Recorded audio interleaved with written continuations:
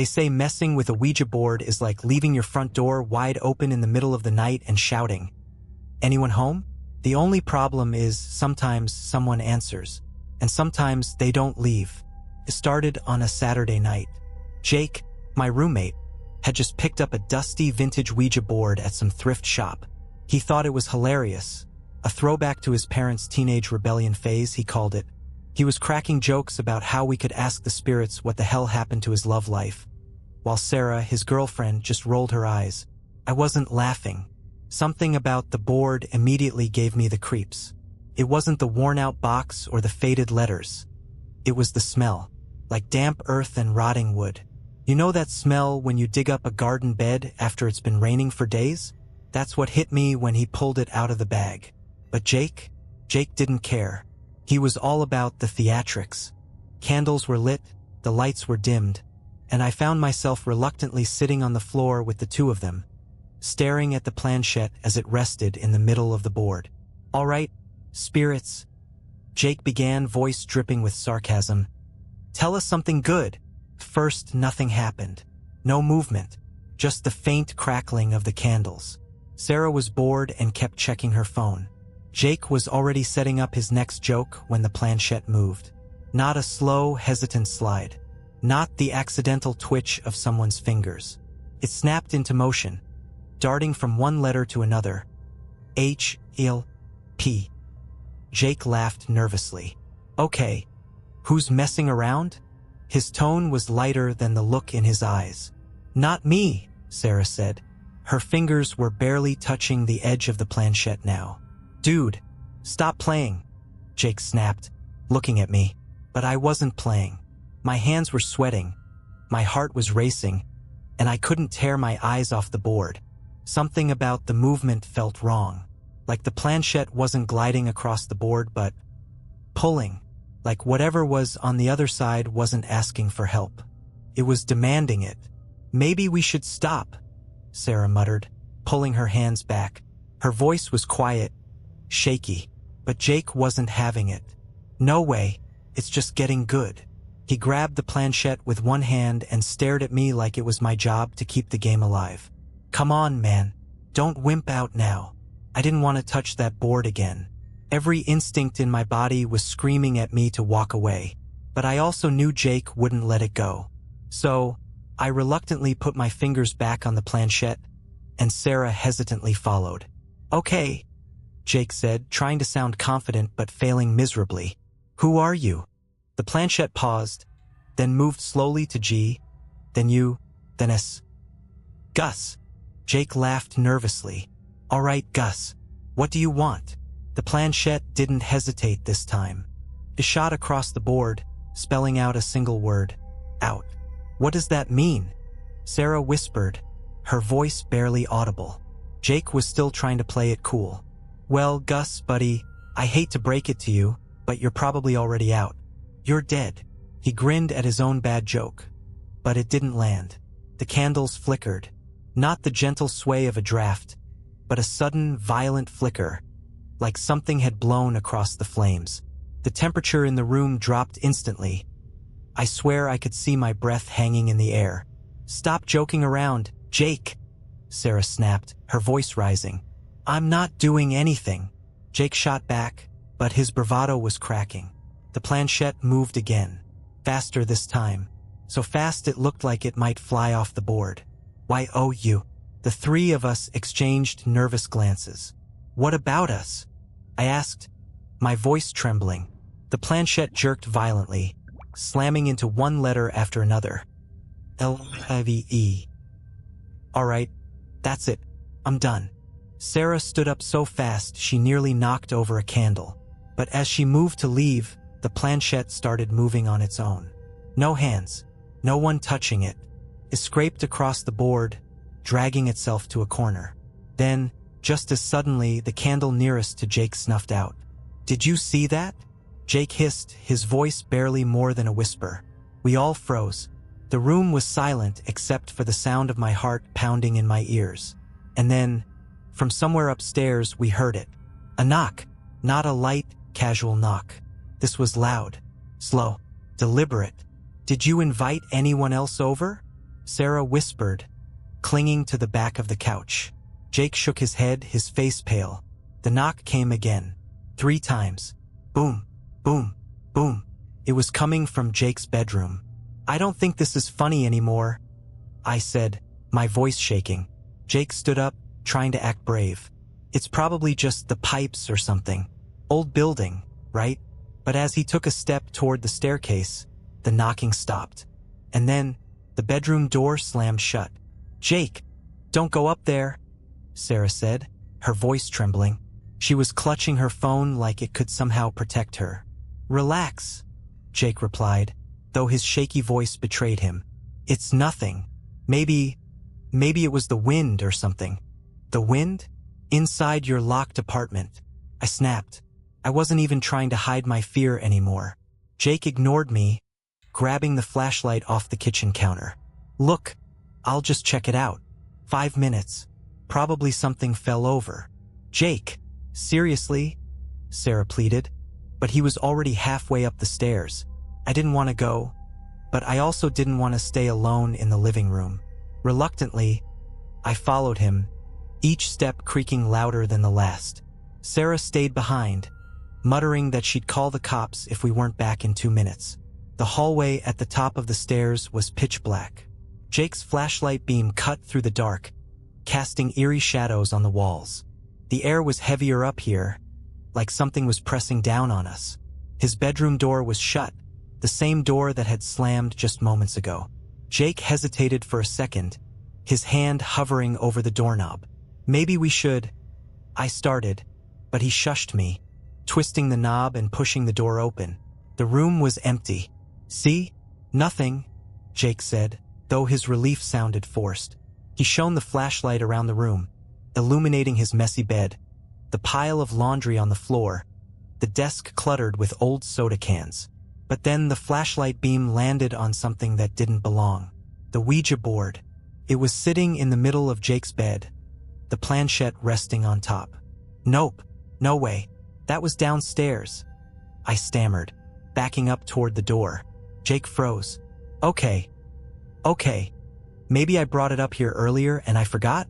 His voice was barely convincing even to himself. That's bull and you know it, I shot back. And then we heard it. A whisper, low, guttural, coming from everywhere. Jake's flashlight flickered, the beam cutting in and out. Who's there? He shouted, spinning around. The whisper grew louder, morphing into something between a growl and a hiss. The words were distorted, like a record being played backward, but I swear I heard it say, "Get out!" The flashlight died completely, plunging us into darkness. And then something moved. Not Jake, not me, something else in the room. I felt the air shift, like someone, or something, had just walked right past me. I backed into the wall, my chest tightening with fear. Jake, I whispered. We need to leave. Now. Jake didn't respond. Instead, the room lit up for a split second, just long enough for me to see him standing in the middle of the room, staring at the Ouija board. But he wasn't alone. Behind him, in the shadows, something was standing. It was tall, impossibly thin, its arms too long, its head tilted at an unnatural angle. Its eyes, or where its eyes should have been, were glowing faintly, like embers in a dying fire. And then the light disappeared again. I didn't wait. I grabbed Jake by the arm and yanked him toward the door. Move! Go, go, go! We barreled down the stairs, nearly knocking Sarah over. What happened? She demanded, but I couldn't even speak. Jake finally managed to choke out. Something's up there. What do you mean, something? Sarah cried, but then we all heard it, the sound of footsteps. Heavy, deliberate footsteps coming down the stairs. Run, I said, my voice barely a whisper. We didn't argue. We bolted out the door and into the freezing night air, not stopping until we were halfway down the block. When we finally turned around, Jake's apartment was dark. No movement, no sign of whatever had been in there. But as we stood there, catching our breath, the lights in his living room flickered back on, and in the window staring out at us was a figure, tall, thin, watching. We didn't stop running until we reached the 24-hour diner 2 blocks away. The fluorescent lights inside felt like salvation compared to the cold, oppressive dark we'd left behind. Sarah was crying. Jake looked like he'd seen a ghost, and I was trying to convince myself I wasn't losing my mind. What the hell was that? Sarah stammered, clutching her cup of water with trembling hands. Jake just shook his head, staring blankly at the table. I don't know, okay? You don't know? I snapped. You brought that thing into your house. You made us use it. And now? I stopped, lowering my voice as a couple of late-night patrons glanced over at us. Now something's in there, and it's not leaving. Jake finally looked up, his face pale. We need to go back. What? Sarah and I said in unison. It's my place, Jake said, his voice trembling but determined. I can't just leave it. What if it follows us? I wanted to argue. I wanted to grab both of them and get the hell out of town. But something in his tone stopped me. He was right. Whatever was in that apartment, it felt wrong, evil. It wasn't the kind of thing you could just ignore. I'm not going back there, Sarah said firmly, standing up. If you want to play hero, fine. But I'm calling a cab and getting out of here. Sarah, wait. I started, but she was already gone, the bell on the diner door jingling as she stormed out. Jake and I sat in silence for a moment, the weight of what we had to do sinking in. Are you sure about this? I asked. No, Jake admitted. But we don't have a choice. The walk back to his apartment was the longest 10 minutes of my life. The streets were eerily quiet, the kind of quiet that presses on your ears and makes every little sound feel amplified.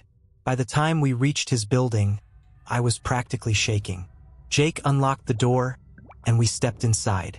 It was worse than before. The air felt thick, heavy, like walking through a swamp. The candles we'd left burning on the coffee table had melted down to pools of wax, their faint glow casting long, flickering shadows on the walls. But it wasn't just the atmosphere. The entire place felt off. The furniture seemed slightly out of place.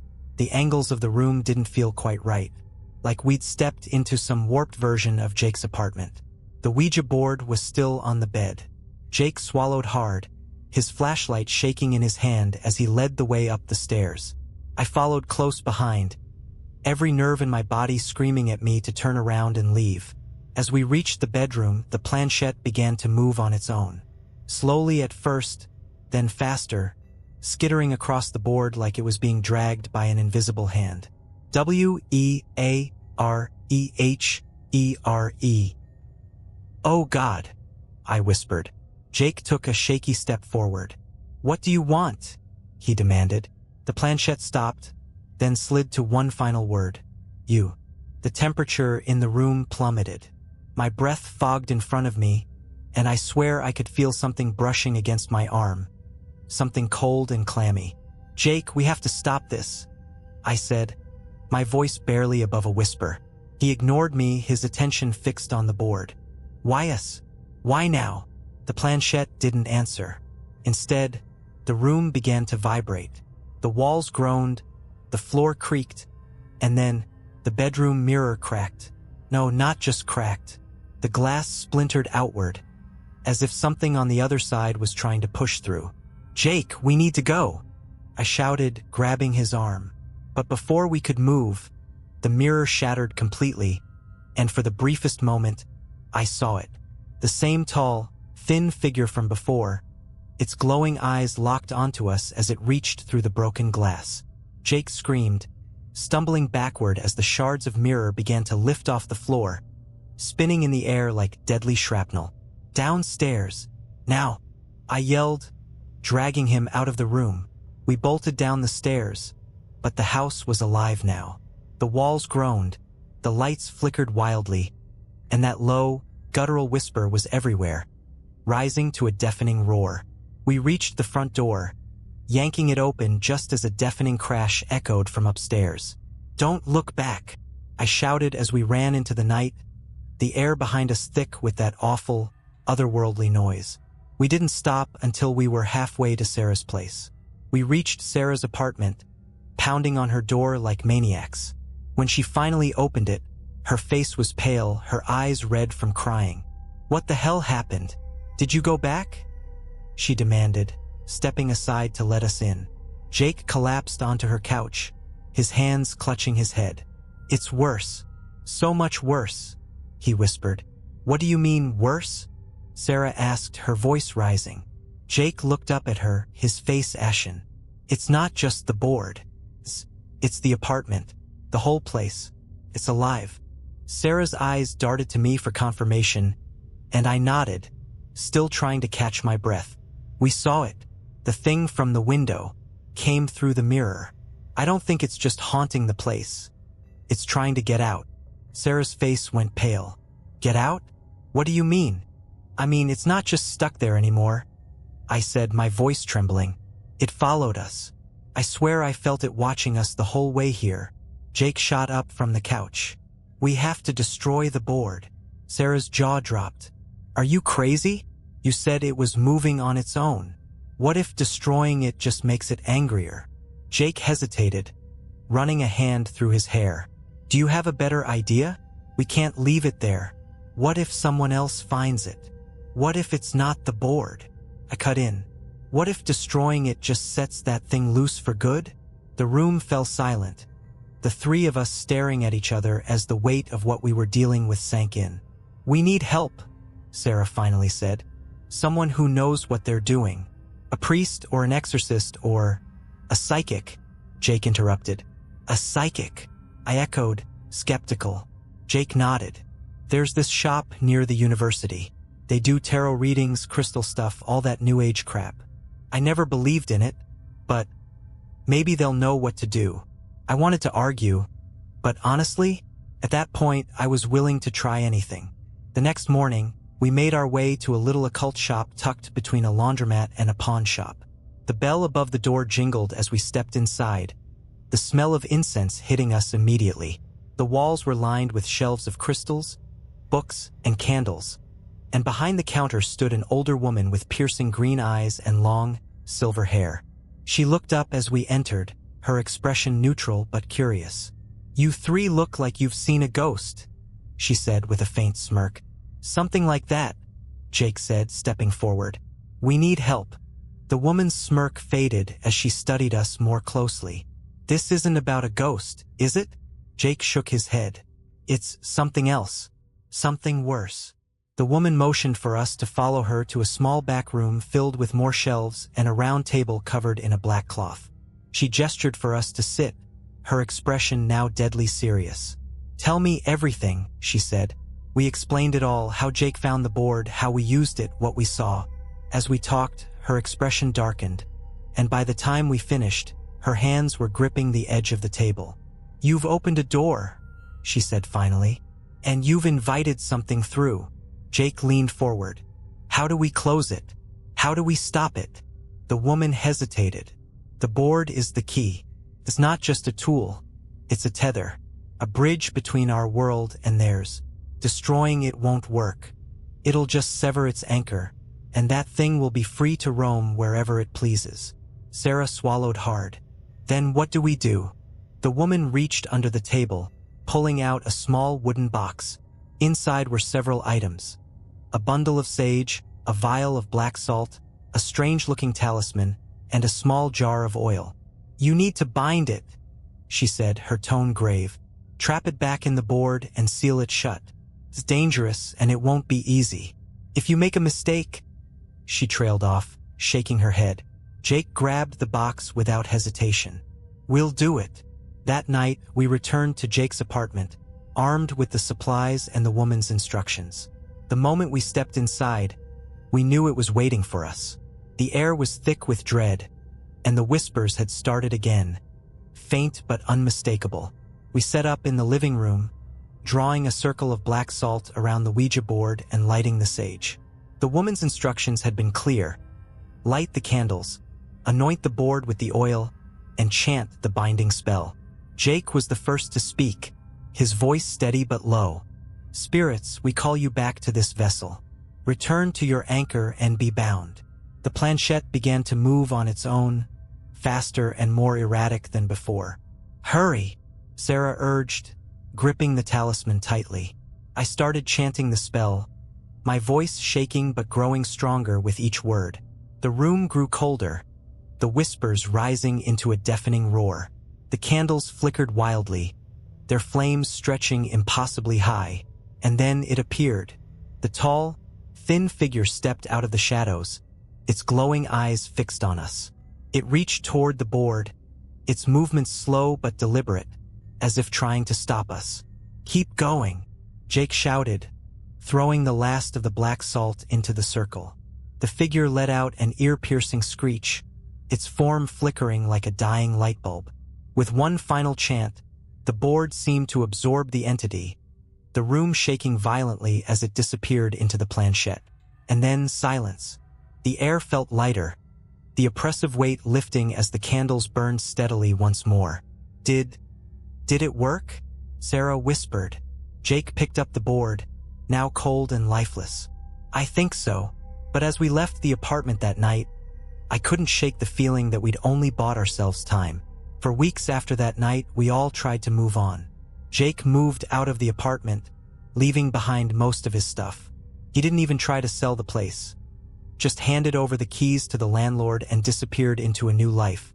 Sarah, still shaken, broke things off with him not long after. She wouldn't talk about what happened, wouldn't even say the word Ouija.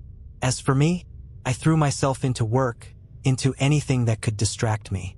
But some things you can't just forget. The board stayed with Jake. He kept it locked in a heavy wooden chest, lined with black salt. The talisman hung over it like a padlock. He followed the psychic's instructions to the letter. She warned us that the seal wasn't permanent, that the entity could stir if it wasn't kept under strict containment. I hadn't spoken to Jake in months when he called me late one night. "Hey," he said, his voice flat. "I think it's waking up." My stomach dropped. "What do you mean? I thought it was sealed." "It was," Jake said. "But lately, I've been hearing things. Whispers. And last night, the chest moved. I locked it in the closet. And when I woke up, it was in the middle of the room." My blood ran cold. "Jake, you need to call her. The psychic. Maybe she can." "I already did," he interrupted. "She told me there's nothing more she can do. The seal is temporary. Eventually, it'll break." I gripped the phone tighter. "So what do we do?" Jake hesitated, then said something that made my heart stop. "We bury it, far away, somewhere no one will ever find it." A week later, we were standing in the middle of the woods, miles from civilization. It was just Jake and me. Sarah refused to be involved. Jake carried the chest, its weight pulling at his arms. I carried a shovel. We didn't speak much as we walked. The only sounds the crunch of leaves underfoot and the distant hoot of an owl. When we finally found a spot, a clearing surrounded by tall, ancient trees, Jake set the chest down, and we got to work. The digging took hours. The dirt was hard and unyielding, and every scrape of the shovel seemed to echo louder than it should have. By the time we were done, the hole was deep enough to swallow both of us. Jake hesitated before placing the chest inside. "Do you think this'll work?" he asked, his voice barely audible. "I don't know," I admitted, "but it's better than nothing." He nodded and lowered the chest into the ground. We covered it with dirt, packing it down as tightly as we could. When we were done, we scattered leaves and branches over the spot, erasing any trace that we'd been there. For a moment, we just stood there, staring at the ground. "Do you think it's gone?" Jake asked. "I hope so," I said, though I didn't believe it. That was 5 years ago. Jake and I drifted apart after that. He moved to another state, got a new job, a new life. I stayed in town, trying to forget. But sometimes, late at night, I think about that clearing in the woods. I wonder if the chest is still there, buried and undisturbed. And then I remember the psychic's words. "The seal is temporary. The whispers have started again." Faint, barely audible but unmistakable. Sometimes I dream about the board, about the planchette moving on its own. And in those dreams, I see the figure, tall, thin, watching, and I know it's only a matter of time. Did you like these stories? Write in the comments. and please write what you didn't like. It will be useful for me to know your opinion. And I will improve my work. Thank you. Subscribe to my channel and click the bell so as not to miss new stories. I try for you.